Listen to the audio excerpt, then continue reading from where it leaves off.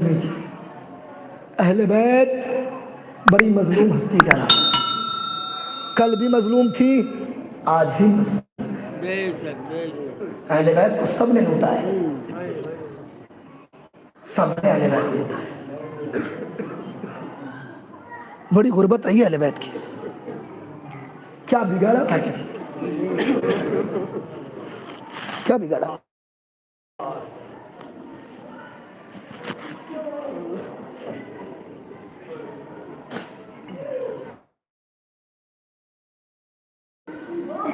ارباب غم پرسہ دینے آئے۔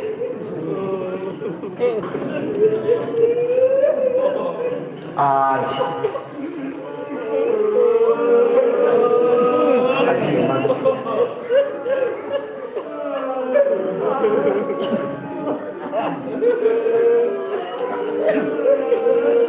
ابھی میں نے مسائل شروع ہی نہیں کیا، آپ رونے لگے۔ بڑی مظلوم ہستی ہے، اپنوں نے دھوکہ دیا ہے۔ دیکھیں تکلیف تب ہوتی ہے، غیر تو غیر ہے، دشمن تو دشمن ہے، جب اپنا دشمن ہو جائے اس کے دل سے پوچھو کیا تکلیف ہوتی ہے۔ دیکھیں ایک پرانا محاورہ کہا جاتا ہے ہندی میں، گھر کا بھیتی لنکا ڈھائے، پرانا محاورہ ہے، سنا ہوگا آپ نے۔ پرانا محاورہ کتابوں میں بھی پڑھایا جاتا ہے اور بہت شدت سے اس کا استعمال کیا جاتا ہے، ہوتا ہے نا؟ گھر کا بھیتی لنکا، پرانا محاورہ، لیکن یہ حقیقت ہے۔ دیکھیے اگر کوئی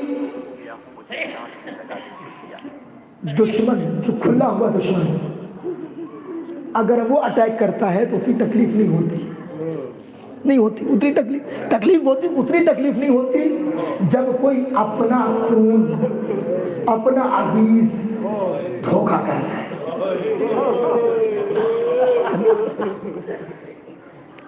تابوت اٹھائیں گے آپ، تابوت شبیہ جنازہ ہے، خوشا نصیب برائی والوں، سب مل کے اٹھانا، ایک ایک کر کے اٹھانا، سب اپنے اپنے کاندھے پر مولا کے جنازے کو کاندھا دینا اور اپنے احساس کو اس مقام پر لے کے جانا۔ لیکن مصائب پڑھنے اور سننے کی چیز نہیں ہے، مصائب احساس ہے۔ آج غریب توس غریب ہو گئے، آج معصومہ قوم یتیمہ ہو گئے، آج شیعان علی یتیم ہو گئے۔ مولا رضا کی بارگاہ میں پرسہ دیتے ہوئے، مولا آج آپ فقط یتیم نہیں ہوئے، مولا آج ہم بھی یتیم ہو گئے، ہم سے ہمارا مولا چھین لیا گیا۔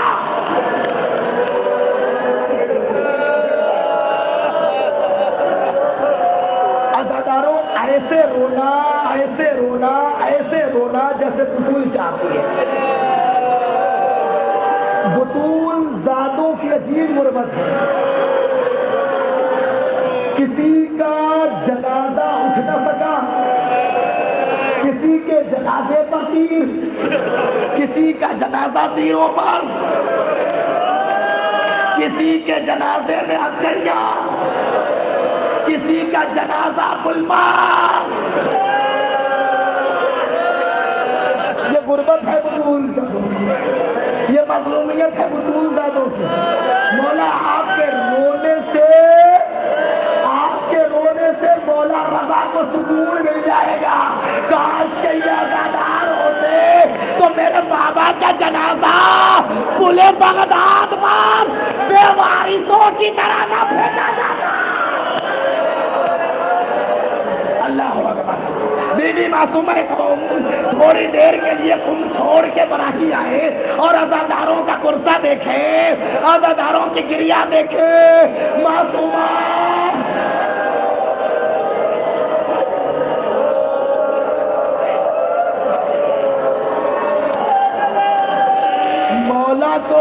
مولا کے سگے بھتیجے نے دھوکہ دیا، محمد ابن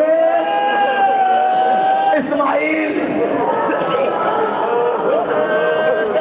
مولا کا سگا بھتیجا ہے، خون ہے، امام کا خون ہے۔ میں نے کیا کہا تھا؟ دو ہی دشمن ہیں امام کے، ایک وہ جس کا خون خراب ہے، ایک وہ جس کے پیٹ میں حرام لقمہ ہے۔ یہ حرام لقمے کا اثر ہے۔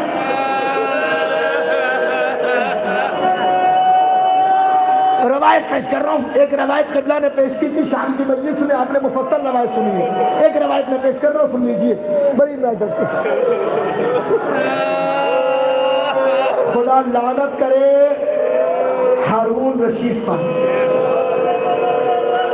تو رشید نہیں ہے، ہارون ملعون ہے، رشید نہ کہا کیجیے، رشید نہ کہا کیجیے، یہ احتیاط کیا کیجیے۔ دیکھیں ہم لوگ کے منہ سے نکل جاتا ہے ہارون رشید، ہارون رشید، رشید نہیں ہے، وہ ہارون خبیث ہے، رشید نہیں۔ رشید کہتے ہیں زیرک کو، ہوشیار کو، خوش فہم کو، عقل مند کو، رشید نہیں ہے، ملعون ہے، خبیث ہے، ظالم ہے، ملعون۔ حکومت پر آیا، آنے کے بعد اس نے کہا کہ پتہ لگاؤ ہماری حکومت کو خطرات کس سے ہیں، ہماری حکومت کو خطرہ کس سے، پتہ لگاؤ۔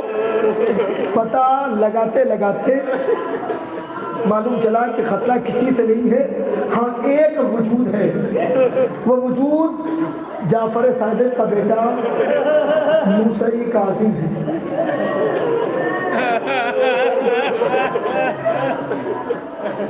لیکن اس وقت ایسے نہیں کیا جا سکتا، کیوں؟ اس لیے کہ پورا مدینہ ان کی اتباع میں ہے، اور ان کے بابا نے اس طریقے سے ماحول سازی کی ہے کہ موسیٰ ابن جعفر کے خلاف نہیں کیا جا سکتا، قدم نہیں اٹھایا جا سکتا، آسان نہیں ہے۔ کہ پھر کا ایک راستہ ہے، کیا راستہ ہے؟ کہ ان کے گھر کا ایک فرد ہے جو لالچی ہے، لالچی کون؟ کہا اسماعیل کا بیٹا ہے محمد، اسے اگر تم نے خرید لیا تو وہ راستہ بتا سکتا ہے کیسے انجام دینا۔ بہرکیف حج کے لیے آیا ملعون، اور آنے کے بعد ایک روایت پیش کر رہا ہوں کہ محمد کو بلایا، جب بلایا تو محمد جانے لگا، جانے سے پہلے امام کے پاس آیا، کہاں جا رہے ہو، کہاں کا ارادہ ہے؟ کہا کہ وہ کچھ کام ہے مکے میں، مجھے مکے میں جانا ہے، یہ حج کے لیے مکے میں آیا ہوا ہے، مکے میں آیا ہوا ہے، مکے میں جانا ہے۔ امام نے کہا نہ مناسب نہیں ہے، نہ جاؤ۔ کہا مولا نہ جاؤ، امام نے منع کر دیا، اصرار بڑھا، امام نے منع کر دیا، کرنا نہ جاؤ، مناسب تمہارے لیے جانا نہیں، حالات صحیح نہیں، مت جاؤ۔ خیر رک گیا، نہیں گیا۔ جب ہارون مکے سے بغداد واپس چلا گیا تو اس نے پھر خط لکھا محمد کو، اور پھر اس نے ارادہ کیا، اور اس نے کہا کہ دیکھو اگر تم آؤ گے تو اس کی خبر اپنے چچا کو مت دینا، ورنہ تمہیں آنے نہیں دیں گے، چچا کو خبر نہیں دینا، بغیر بتایا۔ تو جب جانے لگا محمد، اس کی خبر تو امام کو تھی، امام تو امام کو معلوم، بس جیسے نکلا تو امام پہ اس کی نظر پڑ گئی۔ جب امام پہ نظر پڑی تو یہ تھوڑا سا اپنے آپ میں جھجکا، ہجک پیدا ہوئی۔ جب ہجک پیدا ہوئی تو امام نے کہا کہاں کا ارادہ ہے؟ کہا مولا وہ کچھ نہیں، تھوڑا سا کام۔ امام نے کہا میں تمہارے ارادے سے بخوبی واقف ہوں، ٹھیک ہے جانا چاہتے ہو جاؤ۔ کہا ٹھیک ہے میں جا رہا ہوں۔ جب آپ کو معلوم چل ہی گیا ہے، معلوم ہے ہی ہے، تو پھر کیا چھپانا؟ میرے پاس بار بار ہارون کا جو ہے بلاوا آ رہا ہے، میں جا رہا ہوں، سوچتا ہوں کہ کچھ مل جائے تو میرا قرض ہلکا ہو جائے, تھوڑی ضرورت پوری ہو جائے. امام نے کہا میں سب تمہارا کر دوں گا, تمہیں جانے کی ضرورت نہیں, میں نے منع کیا تھا, لیکن پھر بھی جب تم جانا چاہتے ہو مرضی تمہاری ہے, جاؤ, مگر خبردار میرے بچوں کے یتیمی کا سبب نہ بننا.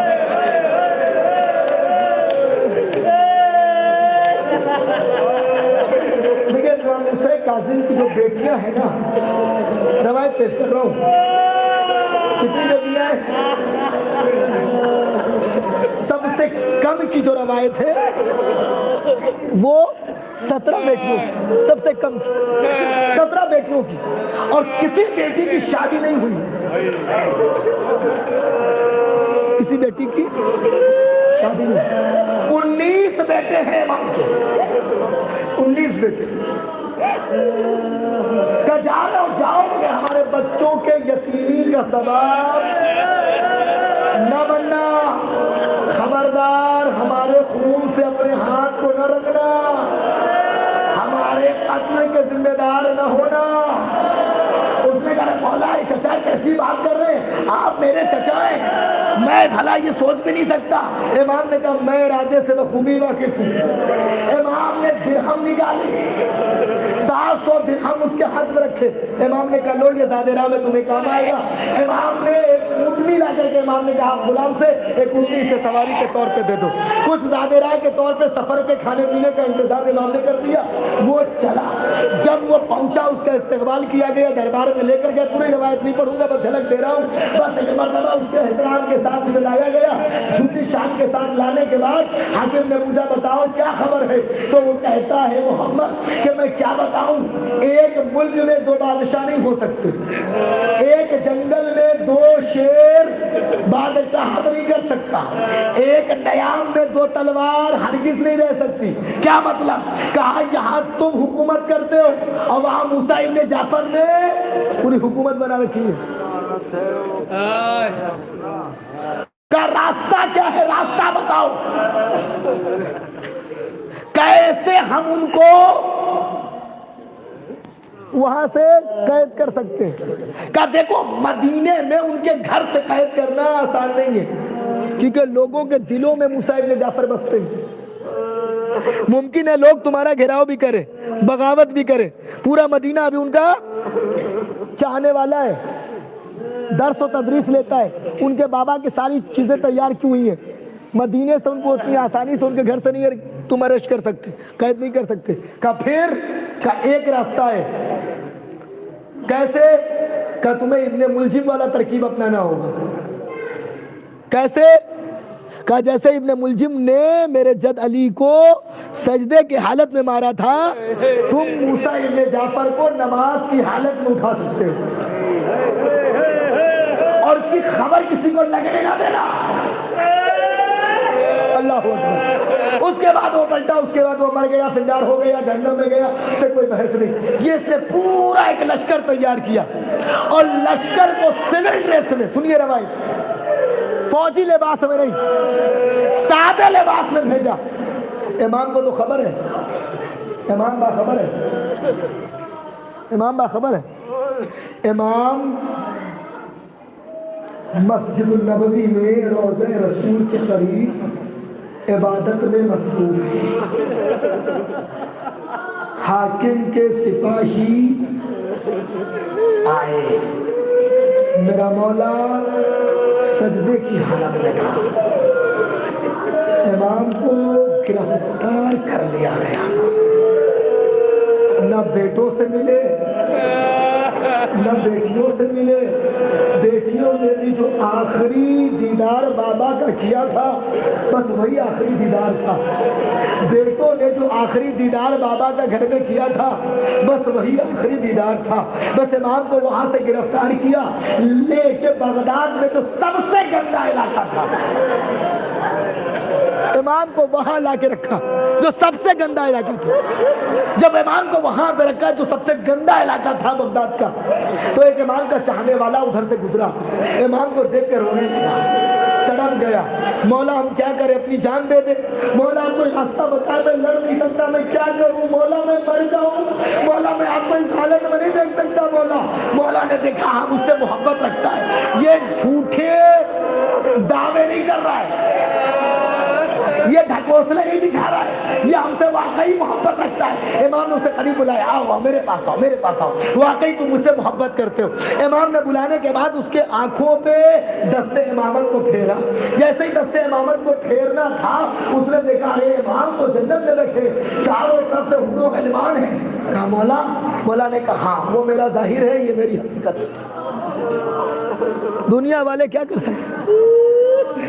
بہرحال امام کو ایک ایسے زندان میں ڈالا جو زندان نہیں، کنواں تھا، وہ زندان موجود ہے۔ جو جا چکے ہیں زیارت کے لیے اللہ انہیں دوبارہ پھر نصیب کرے، جو نہیں گئے مولا باب الحوائج کی بارگاہ میں دعا کر رہا ہوں، مولا ایک بار ذرا ضرور میں بلا لو اپنی بارگاہ میں، ایک بار ضرور عزاداروں کو زیارت کرا دو۔ ارباب غم میں گیا ہوں، میں نے اپنی آنکھوں سے دیکھا ہے، کلیجہ خون ہوتا ہے، آج بھی وہ مقام موجود ہے کہ جہاں پر امام کو قیدی بنا کر رکھا گیا تھا۔ اللہ اللہ، ارے ایسا قید کہ نام میرا مولا ارے لیٹ سکتا تھا۔ نہیں ہے دادارو، یہ تو پرسے کا انداز نہیں ہے نا، اپنی آوازوں پہ ارے ذرا تو بلند کرو، ارے ایسے نہ رو عزادارو، ایسے رو جیسے کوئی بیٹا اپنے باپ کے مرنے پر روتا ہے۔ ارے یہ جنازہ جو رکھا ہے نا سامنے، یہ شبیہ جنازہ، یہ ہمارے لیے ہمارے باپ سے بڑھ کے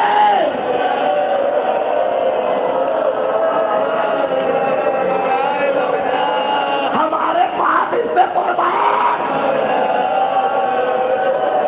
اتنا تنگ زندان، 14 سال مسلسل زندان میں، ہر زندان بان کو 86 زندان بان بدلے گئے، 86 زندان بان بدلے گئے۔ ہر زندان بان کو یہی کہا جاتا تھا دیکھو ان سے سختی سے پیش آنا، کچھ دنوں کے بعد وہ نرمی سے پیش آتا تھا، یا تو وہ زندان چھوڑ دیتا تھا، یا تو وہ چھوڑ کے چلا جاتا تھا، یا تو وہ امام کے ساتھ اچھے سلوک کرنے لگتا تھا تو اسے ہٹا دیا جاتا تھا۔ اور باب غم ایک واقعہ پیش کر رہا ہوں، بہار الانوار میں یہ واقعہ موجود ہے، کلیجہ خون ہو جاتا ہے۔ امام کا ایک آخری زندان بان تھا کہ جو امام کا زندان میں جس زندان میں تھے امام، آخری زندان میں زندان بان تھا، زندان بان بیٹھا تھا زندان کے در پہ، شام کا وقت تھا، ایک شخص کا گزر ہوا، اسے زندان بان میں اسے اشارے سے بلایا، بلانے کے بعد کہا بھائی ادھر آؤ، آنے کے بعد کہا یہ بتاؤ وہ زندان میں کیا ہے، سنیں گے؟ مولا کے چاہنے والے ہیں نا، مولا کا پرسہ دینے آئے ہیں نا، آخری پرسہ ہے نا، الوداعی مجلس ہے نا، یہ شام شان غریبہ ہے نا۔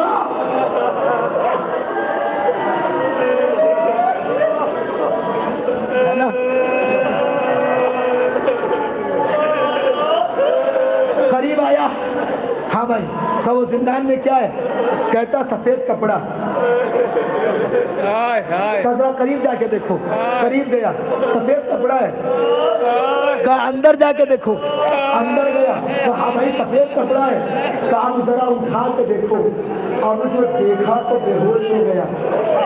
اللہ اللہ، ہائے رے مولا موسیٰ کاظم کی حالت، ارے مولا سجدے میں تھے، ایسا لگتا تھا جیسے سفید کپڑا زمین پہ پڑا ہو، یہ حالت مولا کی کر دی گئی۔ زیارت ناہیہ میں امام سجاد پر 1 سال کی مصیبت ہے، امام سجاد پر زندان کی 1 سال کی مصیبت ہے، ہتھ کڑیوں میں میرا مولا، بیڑیوں میں میرا مولا، 1 سال قید رہا۔ جملہ سننا آزاداروں، 1 سال ہتھ کڑیاں رہی ہیں مولا سجاد کے ہاتھوں میں، 7 حداد بدلے گئے، جو حداد آتا تھا بے ہوش ہو جاتا تھا، ہتھ کڑی نہیں کاٹ سکتا تھا۔ زمانے کا امام کہتا ہے سلام ہو اس جد مظلوم پر جس کے جسم کے گوشت کو زنجیریں کھا گئی۔ نہیں نہیں آزادارو، ارے میرے بیوی راضی ہو. مولا سجاد 1 سال کی صحبت ہے نا, 1 سال ہتھکڑیوں میں رہے. امام زمانہ کہتے ہیں سلام ہو اس جسم نازنین پر کہ جس کے جسم کے گوشت کو زنجیریں کھا گئی. ہائے رے مولا, ارے 14 سال ہاتھوں میں ہتھکڑیاں, پاؤں میں بیڑیاں, مرنے کے بعد بھی ماتم, تمہارے ہاتھ کھلے, اللہ ان آوازوں پہ رحمت نازل کرے. کوئی غم نہ دے سوائے غم اہل بیت کے. بہنیں بھی سن رہی ہے, مولا تمہارے بھائیوں کو آباد رکھے, مولا تمہارے باپ کا سایہ معصوم ان کے صدقے میں قائم رکھے. 14 سال احساس کرنا آزاد. ہاں جزاک اللہ, جزاک اللہ. مولا ان آوازوں پر رحمت نازل کرے. 1 سال میں مولا سجاد کی رنگت تبدیل ہوئی ہے, جس کے جسم کو زنجیریں کھا گئی. 14 سال میں مجھے نہیں معلوم میرے مولا موسی ہے جاسم کا کیا.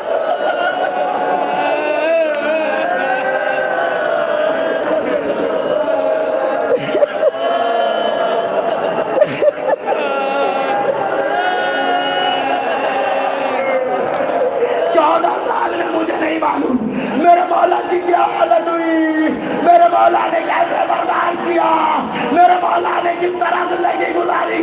آزادارو, مولا کو زہر دے دیا گیا. 3 دن تک میرا مولا تڑپتا رہا. اللہ اللہ, فاطمہ کا ایک لال مدینے میں تھا, مگر پاس میں بہن تھی, پاس میں بھائی حسین تھا, عباس جیسا بھائی تھا, تڑپنے کے لیے مولا کا بستر تھا.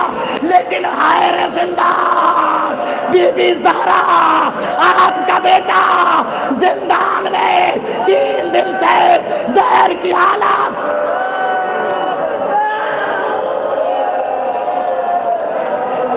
جزاک اللہ بھائی والو.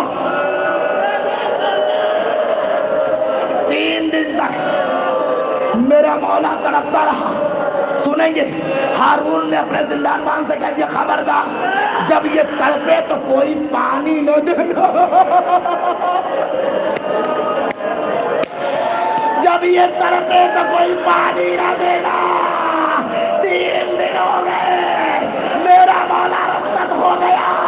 4 حمال بلائے گئے, مزدوروں نے امام کی ہتھکڑیاں نہیں اتاری گئی, بیڑیاں نہیں اتاری گئی, زنجیر نہیں اتارے گئے, زنجیر میں لپٹا قیدی قید میں مر گیا. حمال آئے, جنازے کو اٹھایا, پلے بغداد پر گئے, جنازے کو رکھا نہیں, جنازے کو پھینک دیا. اللہ ہائے مولا,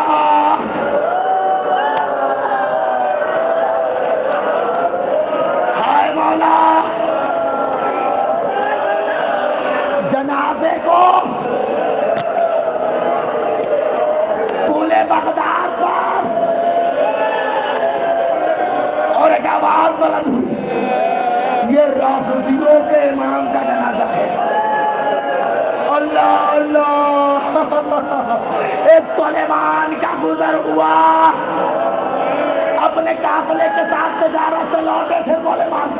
جیسے پلے بغداد پر پہنچے کہ مرتبہ دیکھا ایک نور ساتے ہے, ہاتھوں میں کڑیاں بھی ہیں, پاؤں میں بیڑیاں بھی ہیں, زنجیروں میں جکڑا ہے. یہ کون ہے, ذرا قریب چل کے تو دیکھے. اب جو قریب آئے سلیمان تو پہچان نہیں سکے.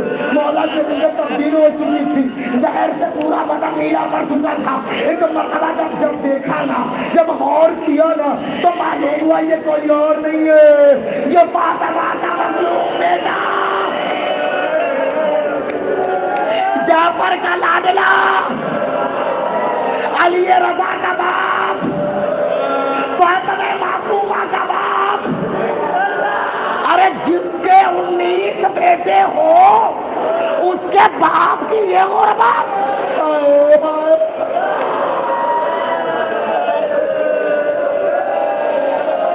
ہاں سلیمان نے کہا قافلہ روکو، سارے قافلے والوں کو اتارا. غضب ہو گیا، فرزند رسول ہے. اللہ اکبر. جلدی سے حداد بلائے گئے. مجھے نہیں معلوم ہتھکڑیوں نے امام سجاد کی گریبان میں موسی کاظم کی کیا حالت کی تھی. ہتھکڑیاں اتار دی گئی، بیڑیاں اتار دی گئی، جنازے کو غسل دیا گیا. کفن بہترین کفن دیا سلیمان نے. باجازت امامت علی رضا. جنازے پر نماز ہوئی، اطراف والوں کو خبر معلوم ہوئی، لوگ دور دراز سے دیہاتوں سے آنے لگے. ایک جمع کثیر ہو گیا. امام نے نماز پڑھائی، باجازت امامت آئے، باجازت امامت امام چلے گئے. امام کے شیعوں نے امام کا جنازہ اٹھایا، دفن کر دیا. جب نہ تابوت سے موسی کاظم نے بغداد سے کربلا کا رکیا ہو، آواز دیا ہو اے میرے دادا، ارے میں بھی مظلوم، آپ بھی مظلوم، اے میرے دادا، ارے میرا جنازہ ارے مزدوروں نے اٹھایا، آپ کا جنازہ ارے گھوڑوں کی ٹانگوں سے پائمال کر دیا گیا. اے میرے دادا، ارے میرا بیٹا علی رضا ارے مجھ پر نماز پڑھ گیا.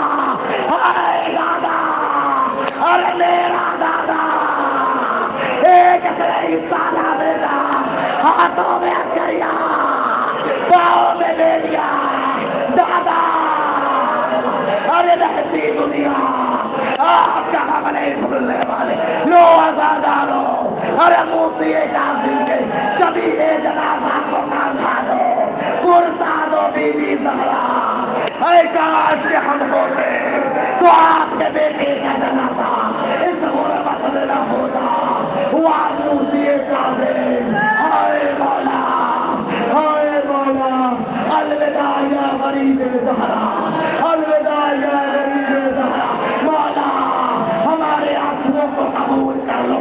اگلے برس جب زندہ رہے تو پھر اسیر بغداد کا غم ہوگا.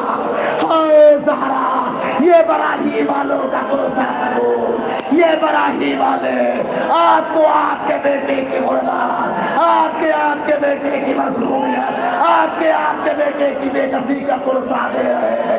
آزاداروں، جب تابوت کو کاندھا دینا تو اپنے ذہن کو بغداد لے کر جانا. اتنا تصور رکھنا تمہارا مولا بہت زخمی ہے، تمہارا مولا بہت غریب ہے. امیر المومنین کا بیٹا، ہائے موسی کاظم، واہ غربتا، واہ مصیبتا، واہ ہائے ماتم حسین.